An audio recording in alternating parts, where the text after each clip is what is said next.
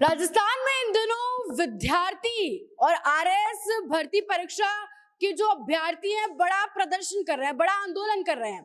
वो भूख हड़ताल पर भी बैठकर उनकी मांग है कि सरकार उनकी परीक्षा को जो है 3 महीने आगे कर दे, 3 महीने बाद शिफ्ट कर दे। और आरएएस भर्ती परीक्षा को देखकर फर्स्ट ग्रेड वाले भी यही सेम आंदोलन लेकर बैठे हैं। तो इनकी जो तमाम मांगे है उसको लेकर ये तमाम प्रदर्शन कर रहे हैं। कल किरोड़ी लाल मीणा के घर के बाहर भी जा बैठे।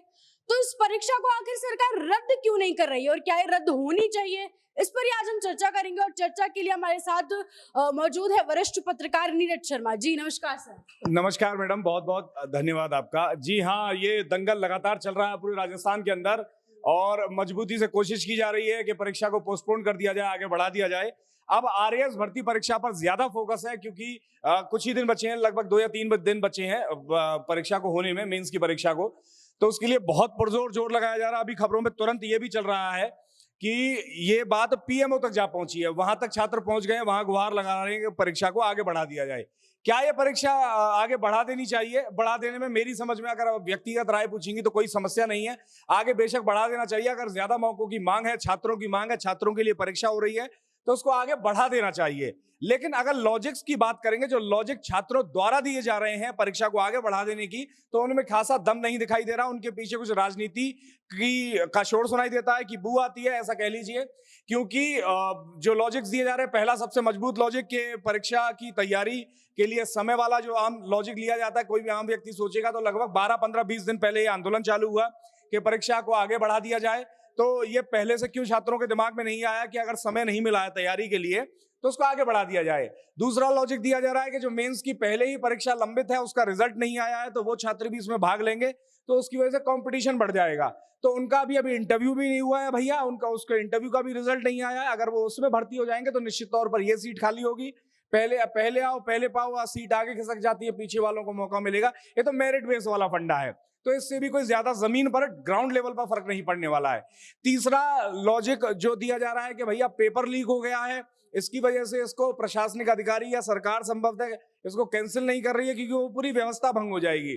तो आप पेपर को आगे बढ़ाने की मांग कर रहे हैं, प्रश्न पत्र बदलने की मांग नहीं कर रहे हैं, तो उससे कोई फर्क ज्यादा पड़ने नहीं वाला है। तो वो भी कोई लॉजिकल नहीं लगता। अगर आप आगे भी बढ़ा देंगे तो सेम क्वेश्चन पेपर आएगा, लीक वालों को तो और ज्यादा समय मिल जाएगा, उनकी तो और मौज हो जाएगी। तो आप वैसी कुछ मांग कर रहे हैं, तो उसमें कोई दम नहीं दिखाई देता। आप जो कह रही थी कि आरएएस भर्ती परीक्षा के बाद में ये फर्स्ट ग्रेड वाले आ गए हैं, तो वैसा ही है, ये भी अपनी मांग कर रहे हैं। उनकी भी परीक्षा में कुछ ही दिन है, कुछ 26-27 को एग्जाम है, तो ये वैसा है। अब इसमें क्या होता है वो तो आगे आपको देखने को पता चलेगा। वैसे मेरी समझ में अब तक जो मूवमेंट हो रहा है उससे लगता नहीं कि ये परीक्षा कैंसिल होने वाली है। जी सर, ये जो तमाम खबरें सामने आ रही है, छात्र बोल रहे हैं कि परीक्षा इसलिए रद्द नहीं हो रही क्योंकि पेपर पहले ही लीक हो चुका है। और ये जो अभ्यर्थी हैं ये विधायकों का भी इसमें आश्वासन ले चुके हैं, लिखित पत्र ले चुके हैं और 2 डिप्यूटी सीएम का भी पक्ष ले चुके हैं, फेवर में कर चुके हैं अपने। लेकिन सरकार इसको आखिर क्यों नहीं रद्द कर रही है? सरकार को इसमें क्या कहाँ दिक्कत आ रही है? सरकार को देखिए, अब हमारी समझ में अब सरकार जो विधायक और ये सब अपनी मांग कर रहे हैं, सबकी अपने स्तर की राजनीति होती है। आप समझिए, उसके पास जो विधायक अगर कोई कह दे रहा है, उनके पास में लोग पहुंच रहे हैं, तो उसकी विधानसभा के लोग भी हैं, वो उन्हीं की वोट से जीत कर आया है। तो सभी का मन रखना, सभी का पक्ष रखना हर जनप्रतिनिधि का काम होता है कि उसी के नाते ही आप डिप्टी सीएम का कह लीजिए या विधायक गणों का कह लीजिए, सभी ने अपनी तरफ से पत्र लिखकर प्रयास कर लिया। अब ये फैसला लेना सरकार और पूरी व्यवस्था के अपने विवेक पर है कि उससे कितना असर वाकई जनता के हित में पड़ने वाला है, छात्रों के हित में पड़ने वाला है। अब असल में नुकसान किसका हो रहा है आप ये समझिए कि कुछ एक संख्या में छात्र आंदोलन कर रहे हैं, कई लोगों का तो ये भी निकल के आएगा वो प्री में भी पास नहीं है, वो भी आंदोलन कर रहे हैं। उनका अपना क्या कारण हो सकता है वो लोग बाग कमेंट में बताएंगे, खैर।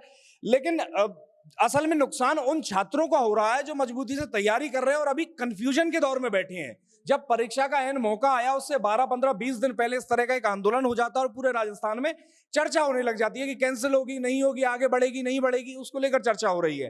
तो कंफ्यूजन में वो असल विद्यार्थी है जो वाकई तैयारी कर रहा है और वो वेट कर रहा है कि उसकी परीक्षा आए, उसको दे, पास हो और आरएएस बने या जो भी पद के लिए परीक्षा है वो बने।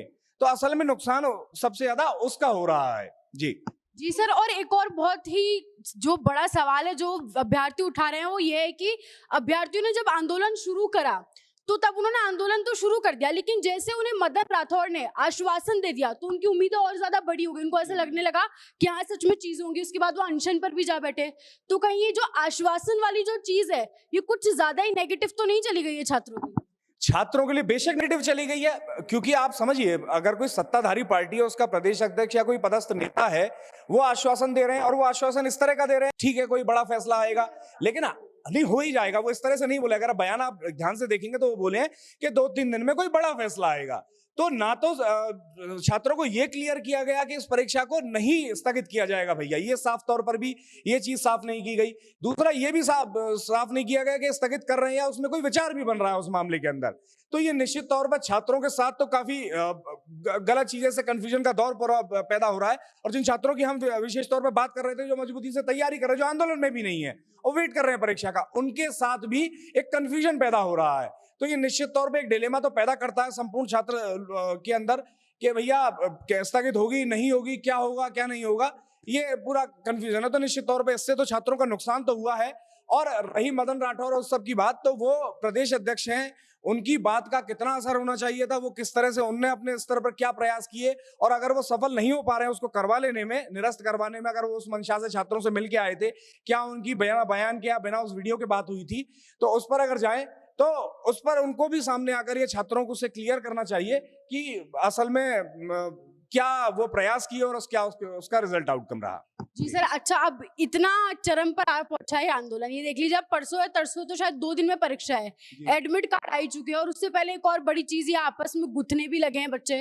तो अब आपको लग रहा है परीक्षा रद्द होगी या नहीं होगी? परीक्षा तो देखिए इतनी ज्यादा करीब आ गई है, अब नहीं लगता कि रद्द होगी। और दूसरा, इसके पीछे से जो राजनीति बाहर आ रही है कि 50 लाख रुपए इकट्ठे किए, फिर 25 लाख रुपए लेके फला व्यक्ति फरार हो गया, फिर वहां पार्टियां हो रही हैं, ये हो रहा है, आपस में ही कुछ गुटबाजी हो गई है, लोग अपना विजन ही है वो वही क्लियर नहीं कर पा रहे हैं। फिर उसके बाद में पूर्व मुख्यमंत्री अशोक गहलोत के पास में भी शाम को मिलने की योजना है छात्रों की। तो आप समझिए ये पूरा का पूरा कंफ्यूजन को बढ़ता ही जा रहा है। साथ ही साथ में अगर राजनीतिक दृष्टिकोण से देखेंगे तो आपको ये भी मानना पड़ेगा, जो लोग देखते हैं वो भी शायद इस बात से सहमत होंगे, कि अगर आप किसी पूर्व मुख्यमंत्री के पास में जा रहे हैं और वहां मांग कर, आप सब जगह घूम कर आ गए सत्ताधारी क्षेत्र के अंदर, पूर्व मुख्यमंत्री के पास भी जा रहे हैं कि वहां से कैंसिल हो जाए, तो आप एक लॉजिक लगा कर देखिए कि पूर्व मुख्यमंत्री से मिलने के बाद में कहां ही परीक्षा स्थगित हो पाएगी, क्योंकि फिर क्रेडिट वहां चला जाएगा। सरकार अगर फैसला लेने भी वाली होगी तो नहीं लेगी, ये वैसा कंफ्यूजन बन जाएगा।